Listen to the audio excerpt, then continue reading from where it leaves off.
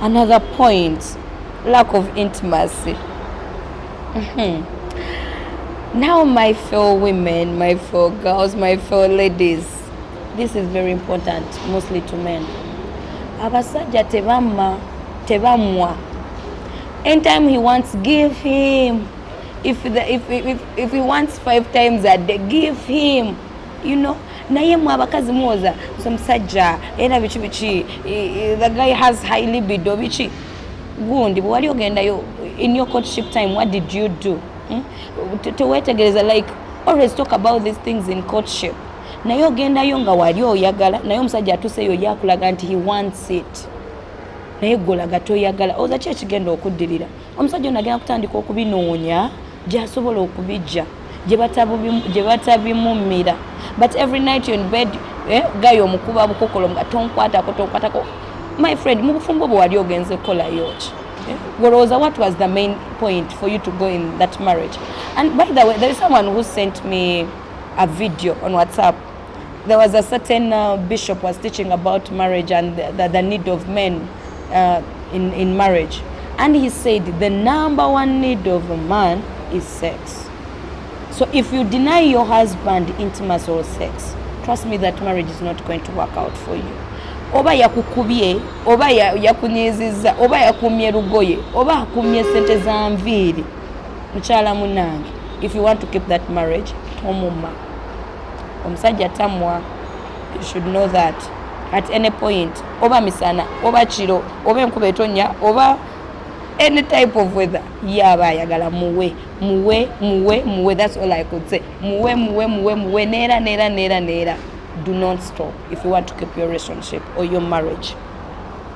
Another point, lack of equality.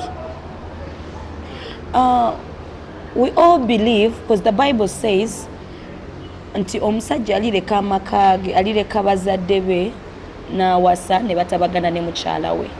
So that means when you come together, you become one. Instead of saying, okay, it is true, always men are superior, always men are the head in the family. Naye ate omukyala ono tomulaga nnyo nti ali wansi wo nnyo. Abakazi abamu kitumalamu, like you even find out nti omukazi alemererwa okubringing ideas in a home, or let's say you're talking about something, you're discussing about something, omukazi ono agenda ku failing or raising a point because you take yourself to be the superior, you take yourself to be superior, you take yourself to be the head, which is true, but don't show it to her. Abamu ne mutukano gamba nti nze ndeeta kinawaka, nze nkola kinawaka, so that means I have to be the head. And by the way, abakazi abamu ne kino mukikola kubanga olaba nti, let's say kale omusajja ayinza okubanga omukyala oyingiza nnyo okusinga ku mwami, gwe noyagala okulaga omwami nti on top. That is wrong. The man will always remain the head, whether he's poor, whether you're richer than him, whether you're much educated than him, agenda kusigala nga ali waggulu.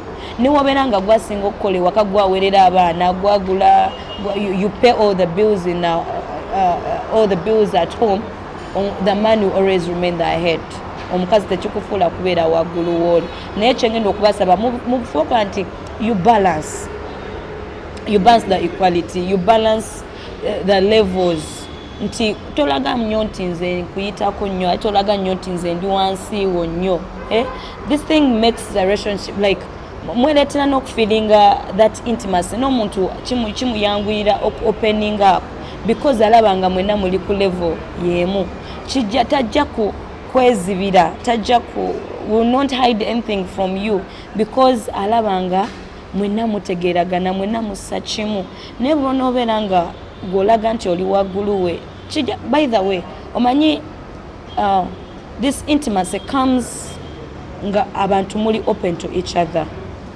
Naye omuntu bw'anaalaba nga omutwala okuba nti oba let's say kale wawasa omukazi nga muto nnyo ku ggwe, ng'oli mukuluko ku mukyala, n'omulagira ddala nti nze ndi mukulu ku ggwe, omukyala ono agenda kufailing opening up gy'oli. And when it comes to intimacy, ajja kulemerera ku bringing out to the real her, ajja kulemerera okukola ekituufu kye yandikoze kubanga gwe omulaga nti oli waggulu nnyo. Ekigenda okuvaamu, you're not going to enjoy it. You know what I mean.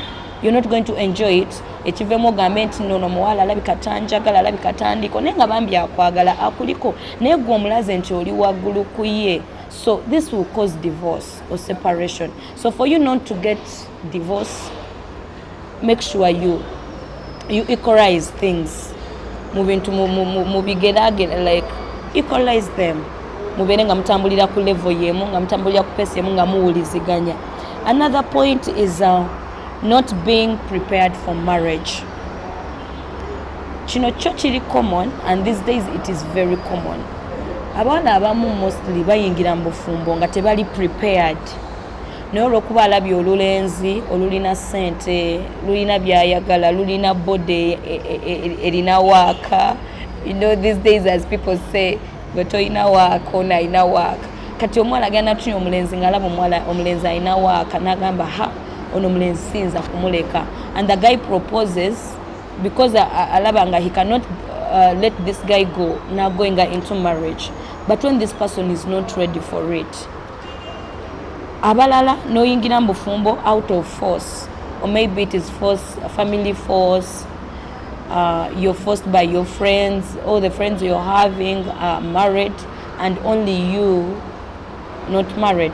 So nowesanga nga tokyetegekedde si yebadde ntegekayo si gwe gubadde ekiseera muyagala ofumbirwe, but because oyina force behind you not going into marriage, kati mukwano gwange nkubira, you'll get tired of that marriage because wakiyingiramu nga tokyagala.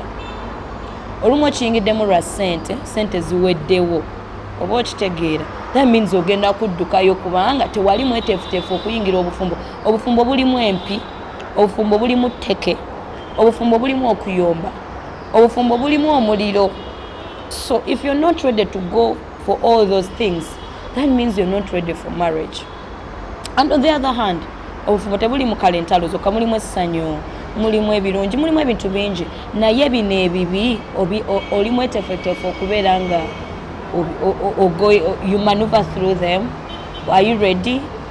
So bobanga totally ready to handle the problems in marriage, please don't go there. Don't even think of it. Always be prepared.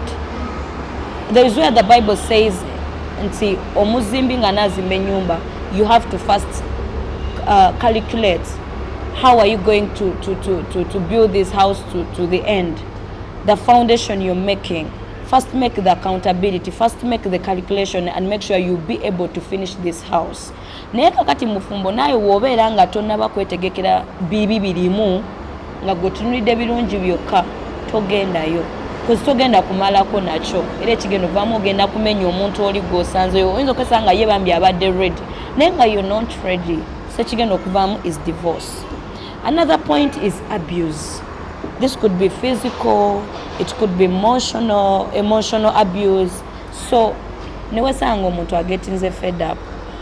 And by the way, abantu abakozesa like psychologically nako abusing, it is very bad.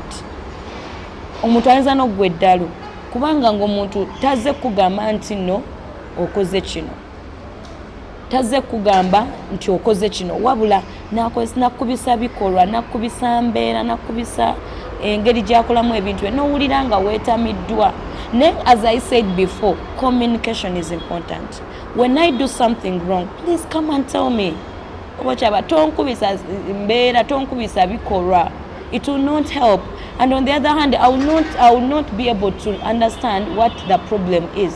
But if you come to me and say, darling, you did this and I didn't like it, I'll be able either to talk, we shall be able to talk about it, or we shall be able to find a solution to it. But if you just abuse me physically, emotionally, psychologically, it will not help at all. Abamu mukuba abakazi n'omukuba kubula mutta.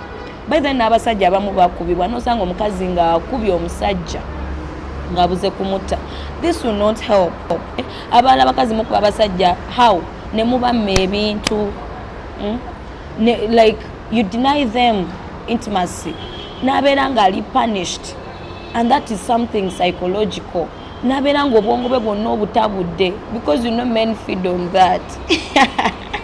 Men feed on that. Kati bw'obanga gwe tokikoze, agenda ekisooka agenda ku mulimu ngali disturbed olunaku lugweko ngali disturbed agenda ntukanga ne byakola tabitegeera goloza kigenda okuvaamu ki cheating on you ekigenda okumaliriza mu cheating divorce kuba agenda eri gyafunira solution kati gonobeera nga evo mu abusinga emotionally tagenda kubitegeera ye tagenda kubigumiikiriza.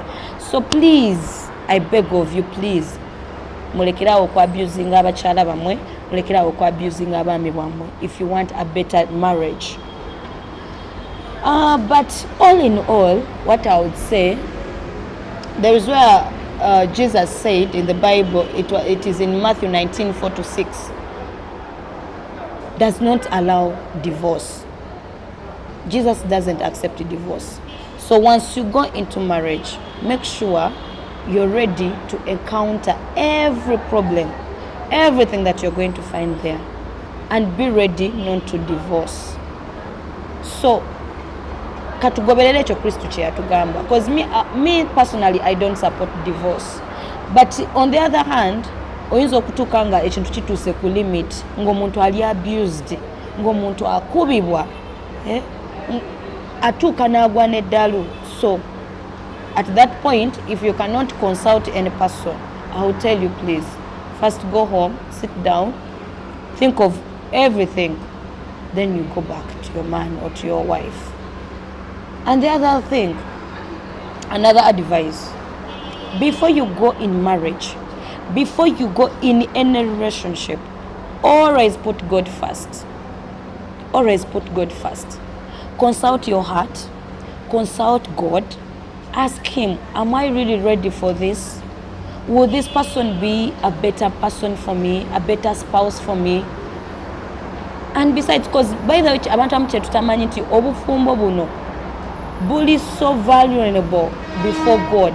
Kyechintu Katonda kye yawa omukisa, kyechintu Katonda kye ya blessinga, naye buli lw'onookikwata n'obulagajjavu togenda kufuna mukisa.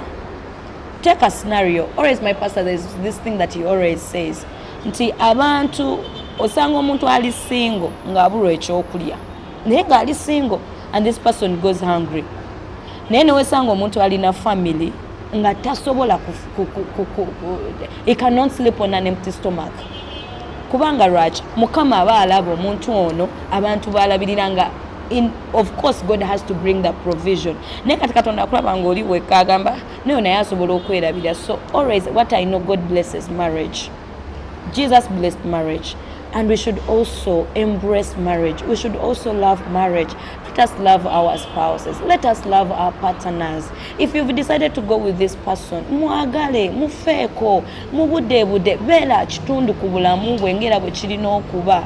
Tomulekerera. Lwaki omuntu oba omuleka omuntu omulala y'abamubuulira, y'abamunyonnyola ku nsonga ezigenda mu maka gammwe?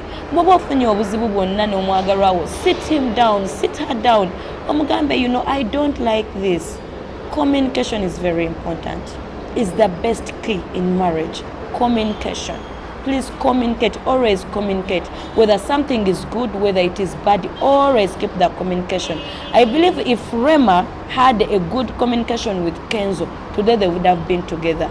Naye kyemmanyi waliwo mu masekati awo ekyaleetawo miscommunication, ne babeera nga tebakyawuliziganya, ekyavaamu Rema kulekawo Kenzo. Olunaku lwaliro kirabika Pastor Bujingo ne Teddy nga waliwo ekyavaawo ne babeera nga tebakyalina mpuliziganya nnungi, that good communication. Ne wesanga nga Pastor Bujingo aleseewo Teddy for Makula. So my dear friends, I have said a lot, but I believe you get something out of all that I have said. And with that, I would say, please keep viewing, keep subscribing to our YouTube channel, keep liking, keep following us on Facebook. We are LMTV Uganda. And today, without forgetting, I've been at Outlet Cakes along Entebbe Road, Namasuba. It is at Freedom City. So please come. They have good stuff. They have good buffet. They have good pizza. Please come and support them. I've been Maria Diana, and I'll say bye-bye.